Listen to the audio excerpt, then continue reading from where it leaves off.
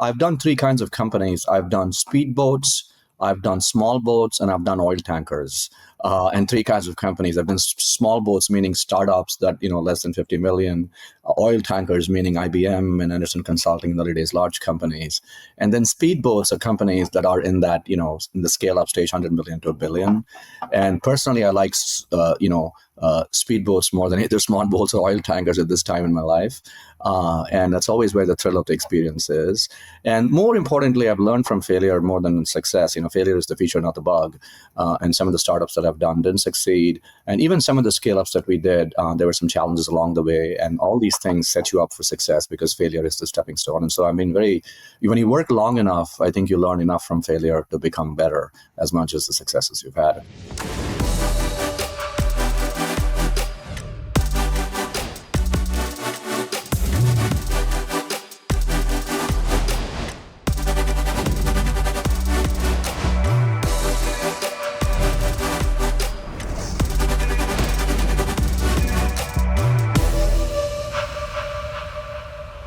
Welcome to CMOs Unscripted. This is real talk with today's top marketing leaders. And as I promise you in every episode, guys, this is no filters, no fluff, just bold insights, honest conversations that cut through the market noise. I'm your host, Lisa Martin. And if you're a CMO or a marketing leader or a prospective CMO, we want you subscribed to CMOs Unscripted. We want it to be your playbook. So subscribe to our YouTube channel now. Get notified the moment a new episode drops. You will not want to miss this episode. Today, my guest, I'm so excited, guys. Chandar is here, my longtime friend and colleague. We go back 7 years. He truly embodies the evolution of modern marketing leadership. He's been recognized globally, get this, as one of LinkedIn's top 5 CMOs to follow, one of the 10 most influential marketing leaders worldwide. He's got decades of experience doing things like driving SaaS and cloud and digital marketing success. But he's not only a proven CMO and board member, he's a sought-after keynote speaker. He's helped redefine go-to-market strategy. And now he's taken that next step I want you guys to hear about, and that is the elevation to the role of the Chief Go-to-Market Officer at Workato. Chandar, it's so great to see you. I'm so happy that you're here. Welcome. Thank you for joining me. Lisa, it's so wonderful to be on this show. Thank you for having me, and thanks for all the kind words, my friend. It's good to go back to all the good times we've had in the past. Yes, we have had good times in the past and many different companies, and being able to tell great stories is what it's all about. But tell the audience, I gave them a little bit of a teaser about you, but tell us a little bit more, and then we'll dig into that during the episode. No, it's great. I think it was, I'm very humbled by all the kind words you said. Look, I've done three kinds of companies. I've done speedboats, I've done small boats, and I've done oil tankers. And three kinds of companies. I've done small boats, meaning startups that, less than 50 million, oil tankers, meaning IBM and Anderson Consulting, in the early days, large companies. And then speedboats are companies that are in that, in the scale up stage, 100 million to a billion.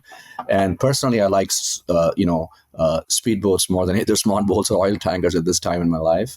And that's always where the thrill of the experience is. And more importantly, I've learned from failure more than success. Failure is the feature, not the bug.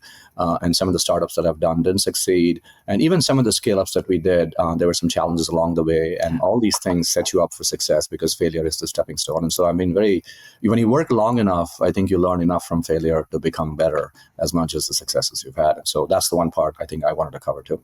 I love that. I always say, Chandar, failure is not a bad F word. It can be feedback. And to your point, I call it a launch pad. It can be a stepping stone. So guys, today, Chandar and I, we're going to talk about the expanded scope of CMOs, that evolution that I hinted to get to the Chief Go-to-Market Officer, and why, boardroom experience, why it matters, and of course, the role of AI in reshaping marketing. So Chandar, I love how you talked about your failures. We learn, if our eyes and ears are open, we can learn and grow so much.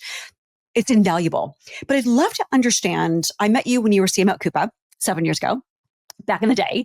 How is the role of the CMO changing and evolving into the broader GTMO role? But you had something interesting that you're breaking down the C, the M, and the O. Talk to us about why that's important. Yeah, it's interesting. Like, before I get to the second part, which is around the chief go-to-market pieces, for those of us who are in the early stages of being a CMO or wanting to be CMOs, it is like how do you become the best in the craft? And the way I've looked at it, I started actually thinking about this in 2018, since you said Coupa, I had to do a performance review with my CEO at that time, Rob Bernstein, who I really admire and is a great operator. And I was trying to figure out, hey, do I go write a 2-page performance review that, it's long and it's not to the point and it tells all these other pieces, or do I kind of sharpshoot it and say, look, there are 3 parts to the job. If you thin slice the word CMO, there's the C, the M, and the O. And what am I doing? What's green in the C, the M, and the O, and what needs to become green? What's yellow or red? And look at it from that perspective. And that's a constant state of elevation, raising our game. So let me, if I click it down, the C is the chief, and chief is like leaders create leaders. And are you really being a chief that is bringing an organization along? And in companies, as you grow, the tolerance for ambiguity needs to be high. And are you not kind of being an absorber of ambiguity, not an amplifier of ambiguity across the organization, and bringing clarity and structure to the organization all the time, but while you have ambiguity that you're dealing with? So that's on the C part, becoming better at that and building high performance teams. The O and M is the marketing piece. Like at the end of the day, you've reached a level of success because you've built some part of the domain that you become really good at. So the M is a continuous evolving exercise and in the AI world, it's becoming more, which we'll talk about. And the O is probably the most important part from an execution perspective, because a CMO at the end of the day is an orchestrator across the functions. No, there's no such thing as a good CMO. A good CMO is somebody who's got a great head of product marketing, a great head of corporate marketing, the traditional world, great head of demand. And how do you bring orchestra? How do you bring harmony? How do you orchestrate these things in such a way there's harmony across what's happening at the brand level, what's happening in the field level, and what's happening in the growth in all these areas? Mm-hmm. And that's the O part, and continually be better at it, especially as an organization grows and becomes global. And how do you do that? So it's a long answer, but it's just those 3 words. And we look at it in each of us and say, what do we need to get better, honestly, to ourselves in the C part and the O part? That's the way I've looked at it, and that's the way I think it helps you kind of say, okay, where am I today? What gets you here doesn't get you there. What do I need to do from that standpoint? I think that's outstanding that you break it down like that, because you make it simple, but it's really looking at what have I accomplished? Where am I now? How do I get better at that chief role? I've got the marketing cred. I've got the domain expertise, but from an orchestrator perspective, you own a lot as CMO, but I would love to understand, is the chief go-to-market officer the next step for a CMO? I know some CMOs go the CEO route, but I'd love to understand what defines, once you nail the C, the M, and the O, what defines that scope expansion? From owning things like corporate strategy or incubation, sales, partnership, what is that elevation pathway? Yeah, it's a good question. And so there's multiple pathways, but I'll kind of structure it. There's 3 different paths, and somebody's really become a very good CMO or being very successful, has done scale in many years. The question is, what's next in the spirit of growing, the spirit of how do you challenge yourself? How do you go to your discomfort zone and all those pieces? One is obviously a path of going to become CEO. Dan Rogers, was a CMO at ServiceNow, now runs Asana. He's taken that path and go be CEO. There is another path also to go and go start a company and be an entrepreneur and go do that. There's a couple of folks that I know who've actually gone from CMO roles and started companies and done that. And then the third is like, how do you elevate your breadth of impact, and or how do you expand your breadth of impact? And from my perspective, the way I looked at it is that there is actually the field sales and stuff. The president role is one thing, running all of go-to-market and sales and everything like that. But even if you take the field sales component out of it, is there an opportunity to go drive more impact, to set up sales to win? The 5 important words outside of anybody's sales in B2B is, are you set up sales to win? The 5 words, right? And to do that, what are all the functions that are outside of direct sales is doing that? There is marketing, obviously. There is alliances. And again, what is the role of alliances is to kind of, source as well as co-sell to help set up sales to win. And alliances, what I mean by that is business development, and partnerships as alliances.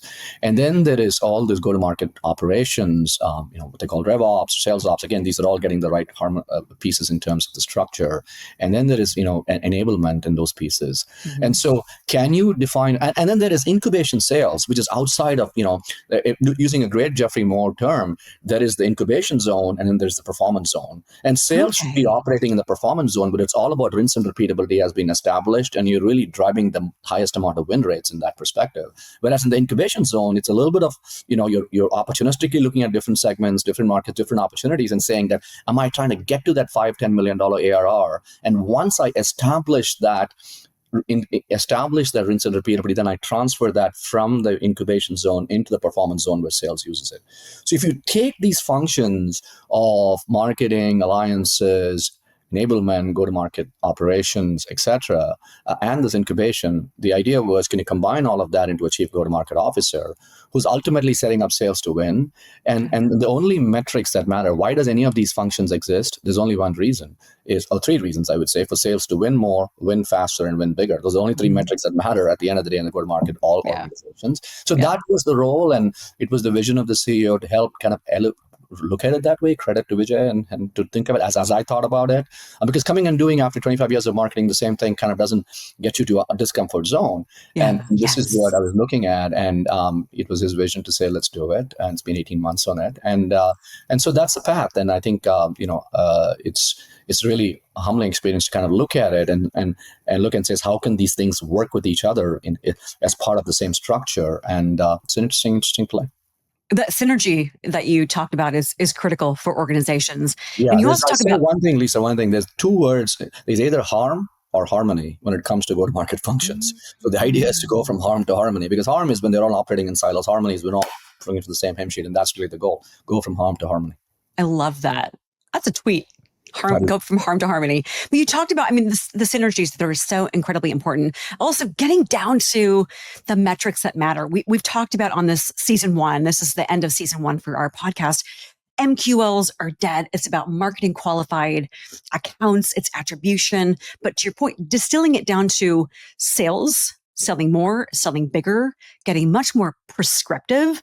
But that synergy that you're fostering, it sounds like, as chief go-to-market officer across these functions is critical. So if I look at it from a mind shift perspective, Chandar, what do leaders that aspire to go down the GTMO path, what do they need to do to succeed beyond traditional marketing? I think one is the mindset, and two is the operating ability. The mindset really is, marketers, this is kind of feeling like Groundhog Day when you talk about MQLs are dead and MQLs like 8 years. John Miller would be like tweeting about this. Isn't it a great way? I think, it is about going away from this engine room concept into an alignment room concept and mindset. Because within the engine room of marketing, you can have all these different metrics and vanity metrics, and some of them are value metrics, some of them are vanity metrics in terms of website visits, conversions, and social media impressions and all those pieces. But those are all important within the engine room to track. But in the alignment room, those things don't matter. It is really about are you setting up with higher win rates, higher ASP, and in some cases higher sales cycles, as I talked about, depending on the segment. And are you driving that? So I think there's a mindset shift from that. And so take that operationally. When you go to a board meeting as a CMO, the really good ones don't talk about the engine room as much as the alignment room. They don't talk about leads. They talk about opportunities and win rates and pipelines and ASPs and why markets are responding, and get that viewpoint that I'm here not to represent the function of marketing. I'm here to represent success in the revenue cycle and have that shift in that. And that's how you get the credibility, and that's how you kind of start, you start operating in a manner that is beyond the engine room. It's hard to do because sometimes you're measured based on some of those engine room metrics, but really that's when you get the respect and the credibility and the pieces when you're actually talking about those things from not just from a mindset and from a measurement perspective, though. And the trust, which is currency. Yes, and the trust. So part of, for example, just operationally, some of the metrics we set is for product marketers, for example, they're measured based on win rates and ASP, not just based on some content they created that went there. Growth marketers, for example, they're measured based on how many sales accepted opportunities that they drove, not based on some MQLs or leads or even stage 1 opportunities they created, right? So that can operational that mindset, it is about the downstream effect rather than the upstream activity. Absolutely. And it should be about downstream. So you have talked about 18 months now as the Chief Go-to-Market Officer for Workato. I love how you broke down the C, the M, the O, but you also talked about something that was new for me, the concept of the engine room versus the alignment room. Another alignment area is the boardroom. And so you've been serving on boards for years when you were CMO. Koopa, tell me why you think this is so strategic and why CMOs should seek board experience. I think it's a tremendous opportunity on what you give and what you get on both fronts, right? And I think, first let's talk about what you give and then what you get. Like, I've been privileged to serve on a public company board with some of the top CEOs in America today, who are on the board, as well as the person executing it, and very, very established CEOs and other, financial leaders and stuff. It's a very humbling experience to go be part of that at the Donnelly Financials Group, a public company in Chicago. Going through an amazing transformation journey from, 7 years ago, they came out of R.R. Donnelly as software as a small portion of their overall portfolio at that time, and going through this mega transformation into a software first company where almost 50% is software, all well on our way to be significantly higher. And so that transformation is amazing. And so I think the give part, before you get to the get part, the give part is a CMO can really bring a growth mindset into these organizations and say that, how do I help strategically position? And the challenges in all these organizations is your onlyness and your differentiation really, really clear? And are you bringing a growth mindset, and especially in today's world, like, are you driving the right strategies to help the CEO go, help be kind of driving, the right amount of growth in an organization? The CMO can provide a very, very good perspective strategically from that standpoint. So that's the give part. Boards are all about, the collective sigma of the skill set has to be holistic, not individually. It's like they don't want 2 marketers and 4 finance people and 5 CEO. They look at it holistically as a chairman of the board and saying, am I filling up each of those pieces? Do I have a go-to-market leader? Do I have all the finance experts in terms of my audit committee? Do I have the right level of CEO operators who can help the current CEO operating it, right? And so that is the structure, and CMO has a unique position to be part of it, and you have to be aggressive about positioning yourself as a strategic market person who looks at the whole revenue cycle and go to market than somebody in the engine room for you to get those opportunities, right? And that's what they're looking for. And the second important thing is I'm talking still about give, not about get. Yeah. The second important thing from that perspective is you have to understand, you can't say, coach, throw me the ball. Because you're not the operator. The CEO is the operator. As a board member, your job is to guide and also to provide perspectives. It's ultimately the CEO's job to whether how much they take it and accept it and operationalize it, right? So you have to decouple that mindset, because you can be doing an operating role in your company, and then as a board member, you can't say that I want to go execute the same thing. It is about guiding. So that mindset have to be very, very clear on what the role of the board member is. So that's on the give part. On the get part, it's tremendous that you get to work. You look at it, if you're part of a comm committee, if you're part of any company, look at how do they look at CEO succession planning? How do they look at compensation? How do they look at, overall risk mitigation in a public company? And how do you look at organization structures and at a C-level? And how do they, look at all these different components to it? And then just osmotically, you are working with, or you're engaging with some of the top leaders in the world, and how do their overall mindset to organizational success and attacking markets and just operational excellence. It's a phenomenal experience if you get it right. And I highly recommend everybody do it. In fact, I just finished 3 years at it a few months ago, and I was going to write a blog on it. I think it's every person should do it. Yeah. Pick the right environment, and a marketer can be a go-to-market leader can be a great asset to it, and also get tremendous value out of it.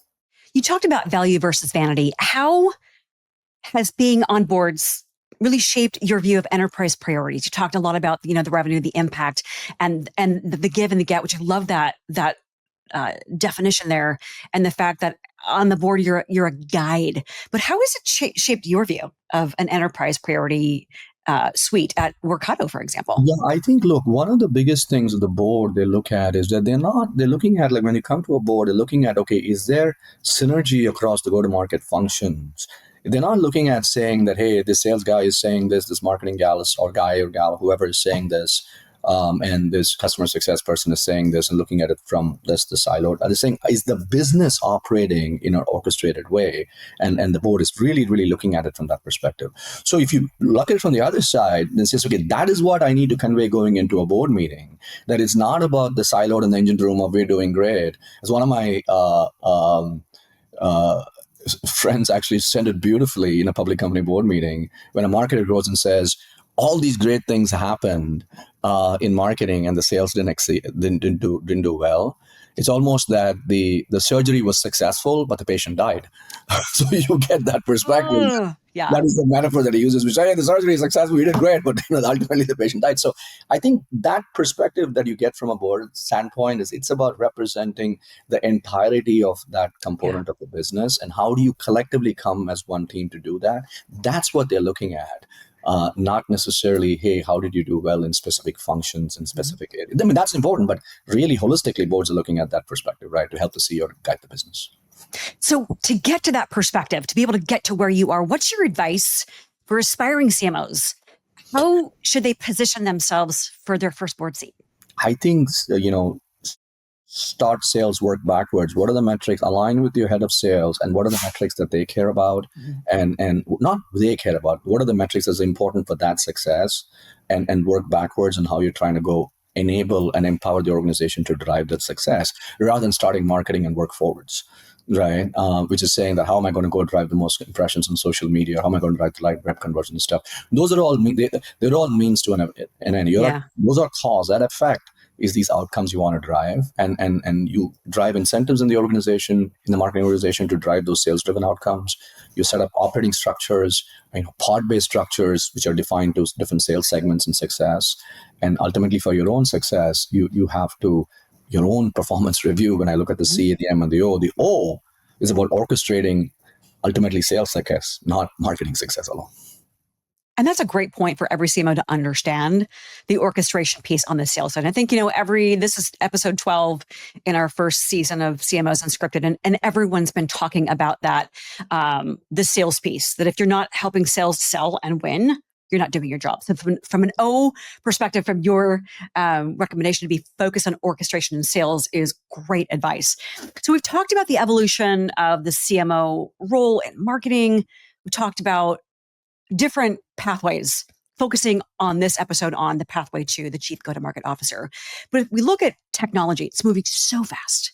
I was on iHeartRadio this morning talking about Tilly Norwood and how now AI is acting, but AI is on every CMO's radar. It's everywhere. From your experience, and I have a couple AI questions I want to dig into with you. How should marketers be thinking about AI today, as the pace of AI innovation, it's only going faster?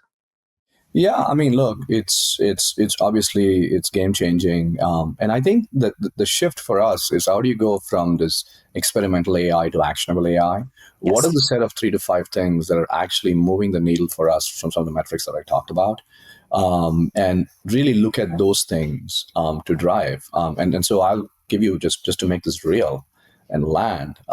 Here, we have at Workato, we have a workflow, originally an orchestration product, which we evolved into an agentic orchestration product offering, where we're actually delivering what we call genies, our own version of agents. But what we are doing is like, for example, just take the marketing function, right? Let me 3 or 4 examples of if you have at the top of the funnel, in the middle of the funnel. Let me give a couple of examples, right? One is this idea of what we call genies, right? Like campaign genies. So everything is kind of trigger driven, to use AI, trigger driven. So for example, there's third party signals and first party signals. Mm-hmm. Somebody changes their job on LinkedIn, or somebody goes to some particular site to go look at you versus your competition, whether it's a third-party G2 or something like that. Mm-hmm. Or somebody's written a blog post on something, et cetera, some customer prospect, et cetera, right? You can be extremely signal-driven and use that today to be real-time responses in terms of automating the outbound of it rather than humanizing it, right? There's some human in the loop, some aspect if you want to design it that way. So we're using our campaign genies to be instant when that happens. To the latency loop between action and reaction is eliminated right now. That's the big advantage, the latency loop, right? Because there was a big latency loop previously in the fact that somebody does that, you have to go look at call scripts, you have to go look at what sales did, you have to go look at all these different, campaign tracking, who came. Right now, latency loop can be right there from eliminating, right? The second example is, even like first party intent motion. So somebody comes to our pricing page, doesn't engage. Now, instantly, based on the trigger, you can go send saying that, hey, you did this. I'm going to be contextual and relevant in the information that they were looking for to provide that on the as a response. Somebody comes to a Google campaign, keyword search. Somebody we know comes to a keyword search, comes into a landing page, doesn't go forward. Mm-hmm. Historically, what happens, we'll know that in a few days, some SDR is going to call, etc. Instant at the point of reaction that you're going to do these things. So by doing all these things, so what? I'm giving you just 3 examples of these things just in the lead. There's about, we get about, in these campaigns, we've got about 65% open response rate. Nice. 65% open rate and 20% response. 65% open rate of these things and 20% response rate. And there's about, more than $2 million just in the last few months of revenue, of pipeline that we have generated incrementally. So think of it as, I didn't need 2 incremental SDRs to go drive this function, but I'm automating that function, right? And so this campaign engineers, we call it, it's kind of a super agent. There is no plateau of productivity. It's always on. It's autonomous. And the important thing is to make it KPI driven and have purpose, and saying this is the KPI that we're going to drive in terms of conversion. And so these are the kind of things that can be actionable. But there's also a lot of noise in these micro agents that everybody's building. There are some challenges to that. So you got to really pick and be careful on, what are the 2 or 3 things that I can really make it actionable today. And I'm just giving examples of what we're doing today. And I think that's key, is really, it's about prioritization. What are the top 2 or 3 things we should be doing? What is the data telling us? But something that KPI, that's why I'm saying make it KPI driven. Yes. Of what is the KPI I want to drive? For example, for me, it's lead, for us, our growth officer, it's lead conversion. So how am I getting the campaign genie to drive lead conversion using I gave you three to four tactics. There's about 8 of them that we're using today, using our own product to do that. So my last question for you is something that has been on my mind for the last month or so. When MIT came out, I think it was in August, saying, what was the percentage? 85% of AI 95, projects, 95 are failing. And I get to talk to CMOs like you every week, and we're hearing all these wins. What does that mean to you as Chief GTM Officer in terms of 95% of projects are failing? And you're talking about, we generated $2 million in incremental revenue. What does that mean? And how should marketers interpret that? But this is more of a Google Earth holistic question across the board for an organization just about than marketers, is that the challenge is a lot of AI at the edges. I'm doing better content today. Every email we write, no email should ever be written by anybody without any spelling mistake ever again, or a grammatical mistake, because of the assets that we have, or data sheets, or even writing cloud coding on the engineering side and stuff like that. But really, where the projects are failing is like bringing AI to the core of a business and really saying that I'm going to trust AI to go actually do an order to cash process, or do my purchase requisition, or my invoice reconciliation, or closing my books, etc. The reason for that is there's a dichotomy between the creative power and the stochastic power, as we say, of AI, and the predictability that companies want in terms of the responses, right? And so there's you want you're not going to go update SAP. The AI sometimes is like my teenage daughter, right? She's confidently wrong. She can say I'm great. The reality is that she might not get the grade she expects to get. She's confidently wrong, and that's what happens in some of these signals in AI. That every time you don't get the same response. So it's that dichotomy of stochastic power versus predictability. That's the biggest challenge today. That's why 95% of failing. So if you can get technologies that can help to address that dichotomy, to give more predictability into these models, and how do you do that? You do that by giving these models what we call skills and context. And so that these models are not trying to reinvent this all the time. Like, me drinking this water is a skill that I picked up years ago when I was 5 years old. I don't have to reinvent that all the time. So creating an order, creating an invoice are not skills that a model has to create all the time. It needs to be given to it. So you need to balance it. And that's why technologies are in that orchestration layer that we talk about, can be real assets to getting those 95% failures into make the number way down. It's just not a marketing problem. It's a holistic company problem. That is the root of the issue today that we have. But you think, like, if we look at, the next 2 to 3 years, that from an AI perspective, are you excited about what's to come? I mean, all the things that we don't even know yet? It is. I mean, it's the most disruptive technology we'll ever have in our lifetime. Everybody says that.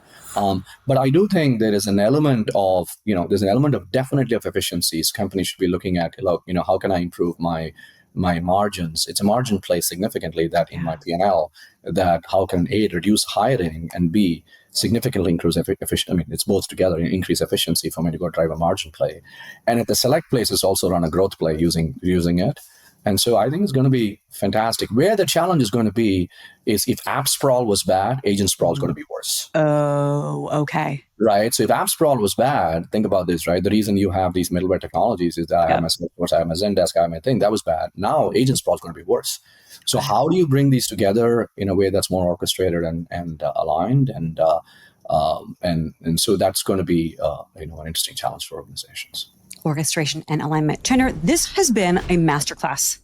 I knew it would be, because I know you, but thank you so much for being on CMOs Unscripted, sharing really practical insights. You broke down the chief marketing officer role into the chief, the marketer, and the officer orchestration piece. You talked about the different pathways to CEO, but in this case, to the chief go-to-market officer, why boardroom experience can and should be leveraged to help CMOs become so much more holistic, well-rounded enterprise leaders. You talked about AI, some of the challenges that we're going to see, but also the opportunities. I can't thank you enough for giving my audience some of your time. I know they will love this episode. Thank you, Lisa. Thanks for having me. It's always fun chatting with you. Likewise, we want to thank you for tuning in to our latest episode of CMOs Unscripted. Never miss a bold conversation like the one with Chandar today. So if you haven't yet, hit subscribe, get notified when a new episode and new shorts drop on social. For my guests in season 1, I'm your host, Lisa Martin. We cannot wait to see you in season 2.